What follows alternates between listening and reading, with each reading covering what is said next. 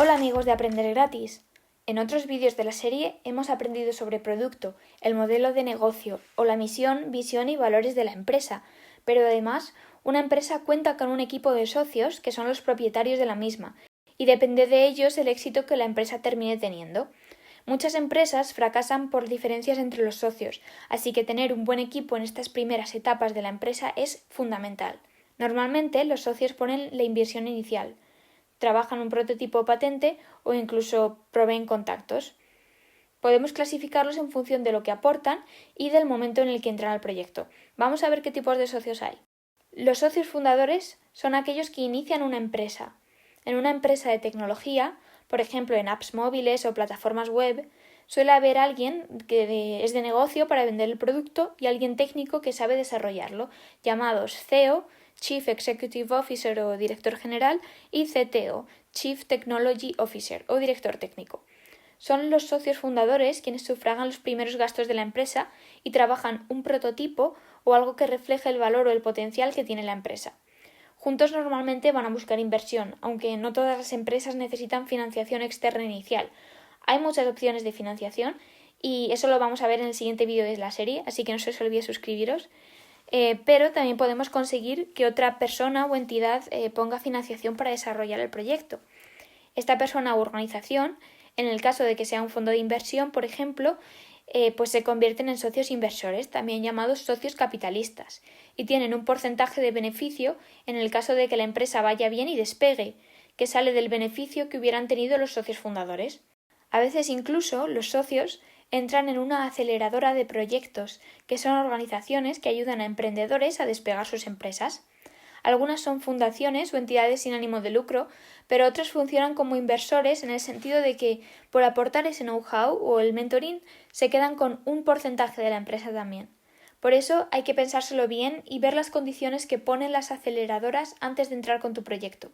Hay veces que no podemos conseguir financiación o que no la necesitamos como tal, pero sí necesitamos una persona que trabaje sin salario, con una remuneración alternativa al no disponer de fondos al principio, que es el equity, es decir, un porcentaje de la tarta de los beneficios entrando como socios trabajadores. Si la empresa triunfa, pueden llegar a ganar muchísimo dinero, pero corren el mismo riesgo que el resto de socios, en el caso de que la empresa no termine de despegar.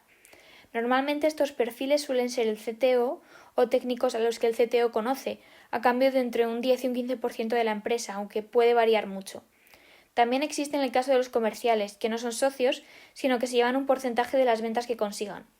Además, aparte del dinero del trabajo, los socios pueden aportar otras cosas como contactos, experiencia, reputación, publicidad, etc. Este es el caso de los advisors o asesores, quienes son empresarios de recorrido, suelen serlo, y que impulsan la iniciativa si creen en la misma.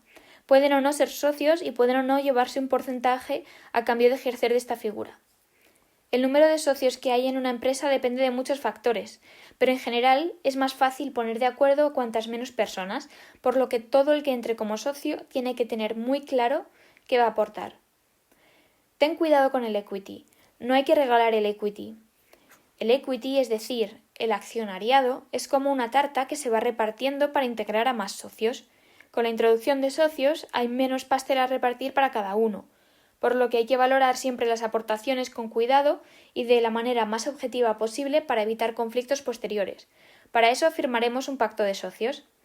El pacto de socios es un acuerdo que se realiza entre los socios, normalmente al principio, que deja claras todas las casuísticas que pueden llegar a afectar a la empresa a nivel societario y qué hacer en cada caso.